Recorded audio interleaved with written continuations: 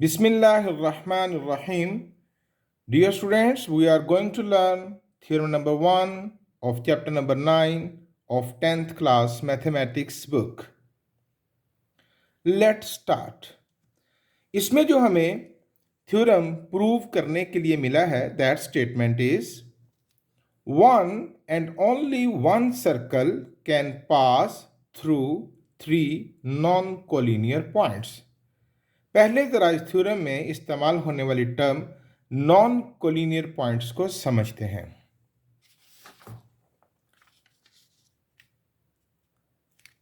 There are some collinear points and there are some non collinear points.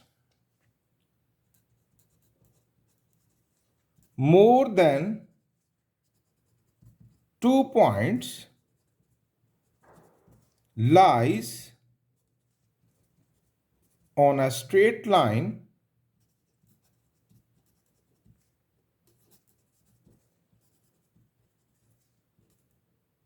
are called collinear points.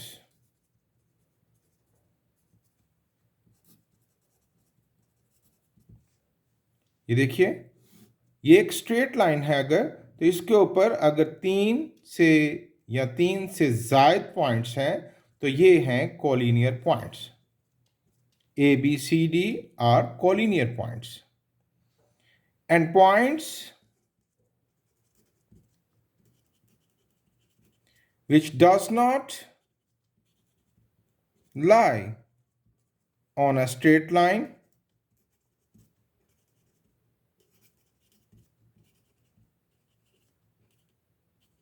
are called non-collinear points.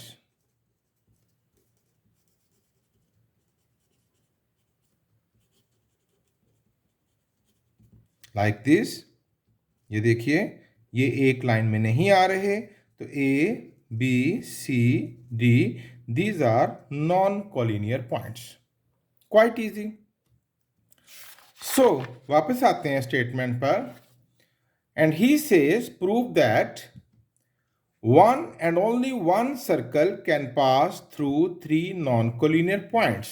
मतलब ये बच्चों कि अगर तो points collinear हुए, देखिए ये कोलिनियर है, तो इधर तो कोई सर्कल नहीं ना बनेगा। जब हम इनको मिलाएंगे तो ये तो एक स्ट्रेट लाइन की तरफ सफर शुरू हो जाएगा। लेकिन जो ही ये नॉन कोलिनियर होंगे, जब ये एक लाइन में नहीं रहेंगे, तो यहां से एक सर्कल गुजरेगा। ओके, तो one and only one circle can pass through 3 non collinear points. It is to prove. Let's start. Statement उम्मीद करता हूं आपको अच्छी तरह समझ आ गई होगी। तो according to the statement, first of all हम डायग्राम का आगाज करते हैं। तो हम 3 नॉन कोलिनियर पॉइंट्स ले लेते हैं। तो ये देखिए, ये हुआ A B and C.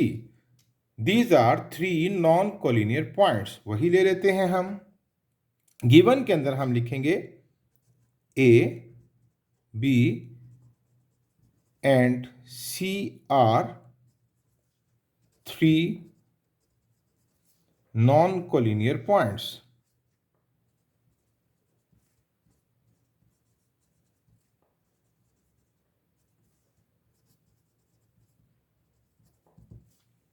Okay, अब टू प्रूव क्या है कि ए बी और सी में से one and only one circle pass करता है। इसी बात को हम लिखेंगे one and only one circle can pass through। हमने कौन से पॉइंट्स लिए हैं? A B and C. अब कंस्ट्रक्शन जरा गौर से सुनिएगा। What is going to do, क्या होने जा रहा है। कंस्ट्रक्शन तवज्जो से आपने सुननी है। अच्छा, जब आपने पॉइंट्स लेने हैं ना, तो it is quite easy and quite well for you कि आप पहले क्या उसे कहते हैं, कंपास की मदद से एक आर्क ड्रा कर लीजिएगा, ताकि आपके पॉइंट्स अच्छे रिदम में लिए जाएं और आपकी डायग्राम एक अच्छी डायग्राम बने, क्योंकि मैथ्स के थ्योरम के अंदर अगर डायग्राम गलत हो तो पूरा थ्योरम गलत हो जाता है। सो must do practice of your diagram. अच्छा जी, कंस्ट्रक्शन में आते हैं। चलिए हम कलर चेंज कर लेते हैं कंस्ट्रक्शन में। तो हम क्या करेंगे कि जॉइन ए टू बी, ए को बी से मिला दीजिए, एंड बी टू सी और बी को सी से मिला दीजिए। चलें इतना लिख लेते हैं, जॉइन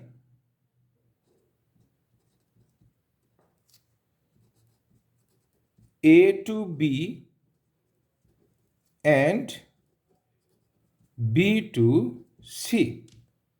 अब सेकंड कंस्ट्रक्शन ये है कि ये जो ए बी है, हम इसका राइट बाइसेक्टर गिराएंगे, परपेंडिकुलर बाइसेक्टर, यानी यहां बनने वाला एंगल 90 डिग्री का हो। तो हम ए बी का परपेंडिकुलर बाइसेक्टर गिराएंगे, राइट बाइसेक्टर भी इसको बोल सकते हैं।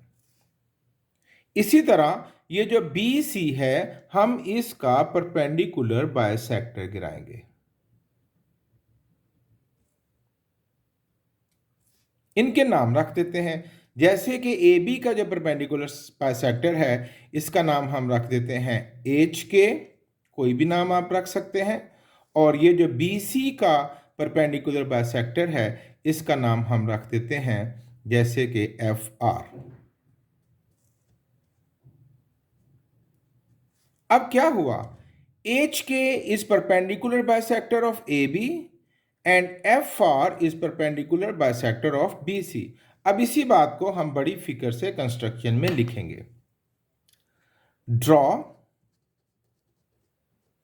पहले जिसका मर्जी जिक्र कर लें, draw perpendicular bisector, it is the symbol of perpendicular, okay, ये उल्टा टी, परपेंडिकुलर बाइसेक्टर, उसका नाम क्या है, जैसे कि हम इसका जिक्र करने जा रहे हैं, एच के। भाई ये किसका परपेंडिकुलर बाइसेक्टर है, of A B and perpendicular bisector,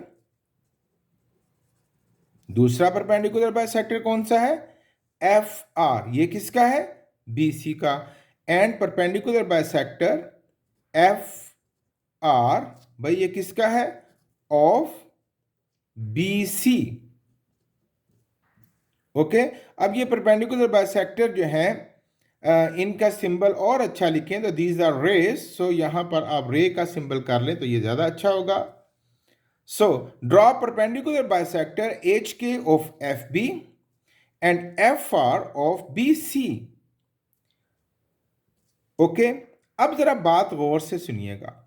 अब ये जो परपेंडिकुलर बाइसेक्टर हैं, these are not parallel lines.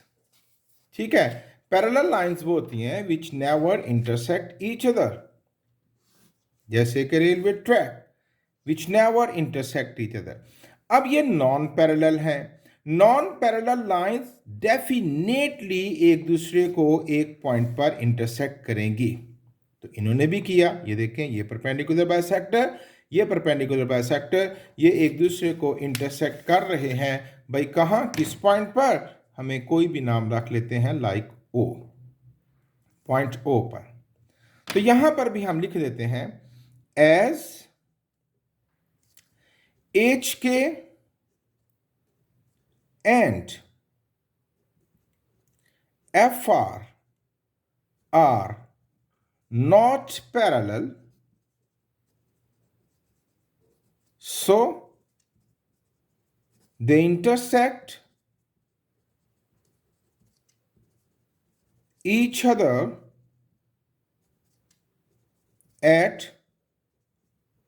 point O, जैसे कि डायग्राम में आपके सामने आपने देखा। अब तीसरा स्टेप क्या है कंस्ट्रक्शन का, कि ये जो O है, इसको A, B और C, ये जो हमारे रिक्वायर्ड पॉइंट थे जहां से सर्कल गुजरना था, इसको वहां मिला दीजिए। जॉइन O टू A, थोड़ा डॉटेड कर रहा हूं ताकि आपको जरा, आप इसको डार्क भी कर सकते हैं, no issue. Join O to A, O to B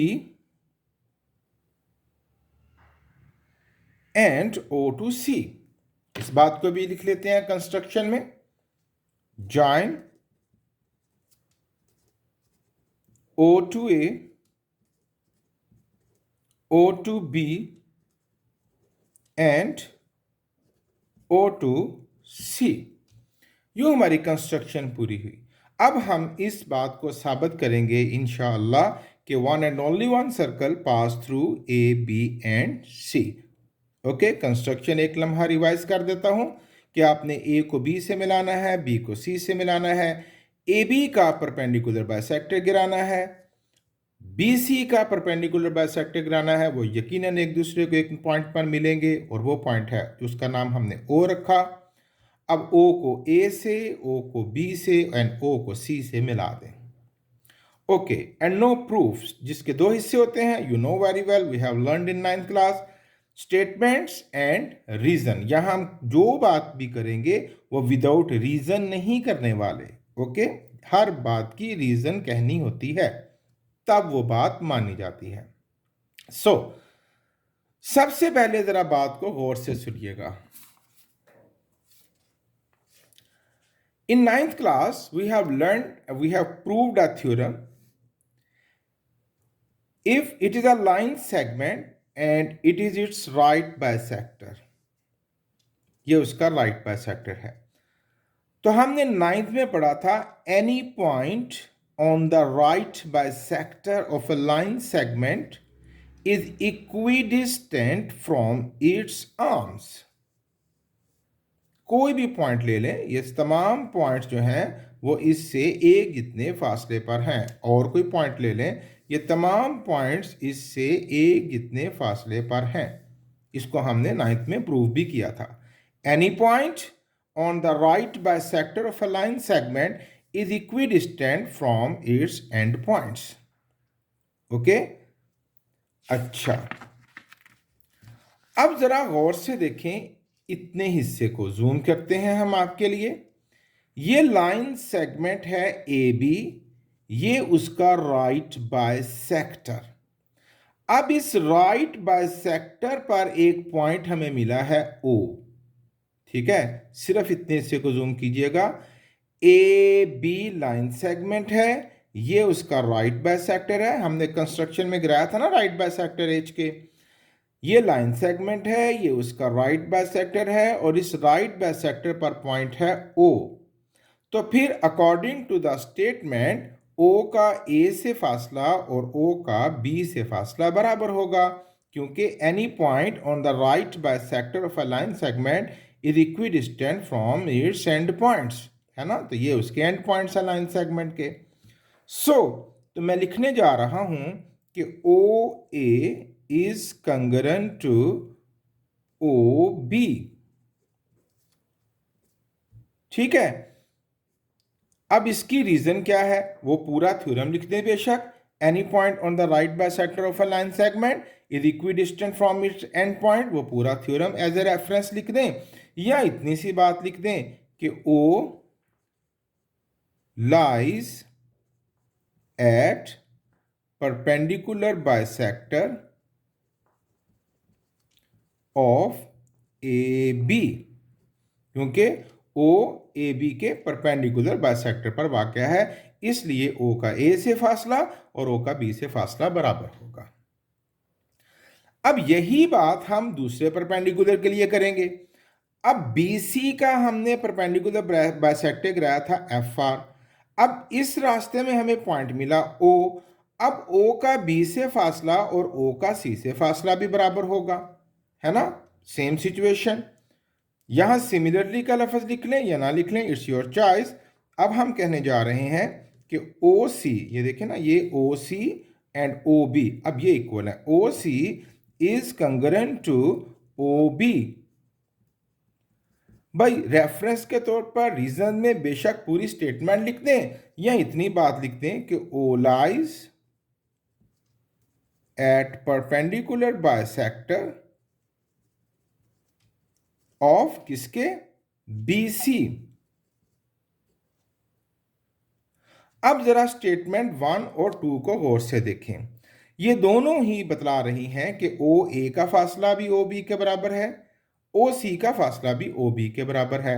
तो इन दोनों की स्टेटमेंट की रूह से पता चला कि ये तीनों डिस्टेंस आपस में बराबर है, क्योंकि दोनों ओ ए ओ बी के बराबर है, ओ सी ओ बी के बराबर है। तो therefore O A O B and O C are equal.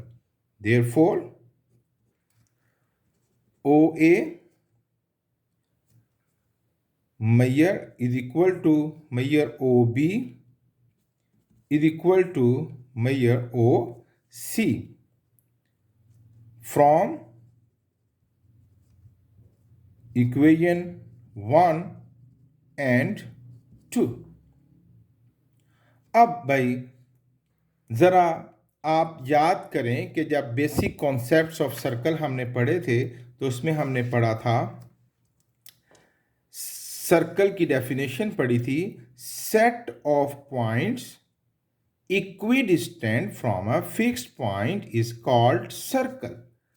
अब जरा देखें बच्चों कि ये जो पॉइंट्स हैं ए बी एंड सी, क्या ये ओ से ए कितने फासले पर नहीं निकले? क्योंकि हम कह रहे हैं O A O B and O C equal distance है। तो फिर ए बी और सी एक सर्कल पर वाक़या हुए ना, according to the definition of circle. जी हाँ, तो अब हम यहां लिखेंगे as A B and C are equidistant from O. So, one circle with center O and जिसका सेंटर O होगा और रेडियस क्या होगा, ओ ए कह लें, ओ बी कह लें या ओ सी कह लें, all these are radii of this circle with center O and radius OA will pass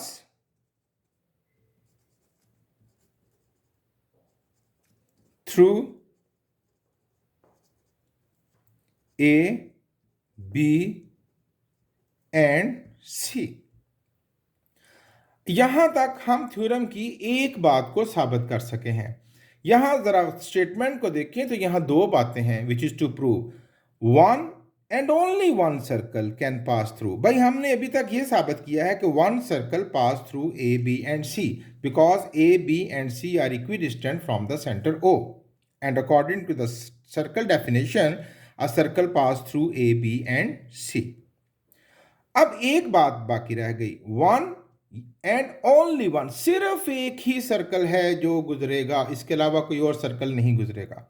तो जरा देखिए बच्चों, गौर से सुनिएगा मेरी बात को कि ये जो नॉन पैरेलल लाइंस होती हैं, नॉन पैरेलल लाइंस जब वो किसी एक पॉइंट पर इंटरसेक्ट कर चुकती हैं तो उसके बाद कभी वो जिंदगी में दोबारा नहीं मिलने वाली। उनका फासला तो बढ़ता ही चला जाएगा, बढ़ता ही चला जाएगा। देख रहे हैं ना आप, तो दोबारा कभी नहीं मिलने वाली। अच्छा, अब जब ये दो नॉन पैरेलल लाइंस, ये वाली H K and F are, इसके बाद कभी दोबारा नहीं मिलेंगी, तो फिर ओ के अलावा तो और कोई पॉइंट ना हुआ ना जो ए बी और सी से इक्वल फासले पर आएगा। So only one circle will pass through A B and C. अब इस बात को जरा हम लिख लेते हैं। दूसरी बात यह है कि इसी बात, एक बात तो हमने लिख ली ना, one circle pass through A B and C. दूसरी जो साबित करनी है, एज, चलिए, as there is no other such point except O, A के अलावा और कोई ऐसा पॉइंट नहीं है। तो therefore only one circle will pass through A, B and C। ये था बच्चों आपका थ्योरम नंबर 1, जो कि मैंने बड़ी फिक्र से आपको समझाया। उम्मीद करता हूं कि आपको सारी बातें अच्छी तरह समझ में आ गई होंगी। थ्योरम को सिर्फ आपने क्राइम नहीं करना, मैंने बड़ी डिटेल से आपको सारी बातें समझा दी हैं। आप इन डायग्राम के मुताबिक आप थ्योरम को लिखें, जो कि आपके लिए बहुत आसान हो जाएगा। Thank you very much. अल्लाह हाफिज़।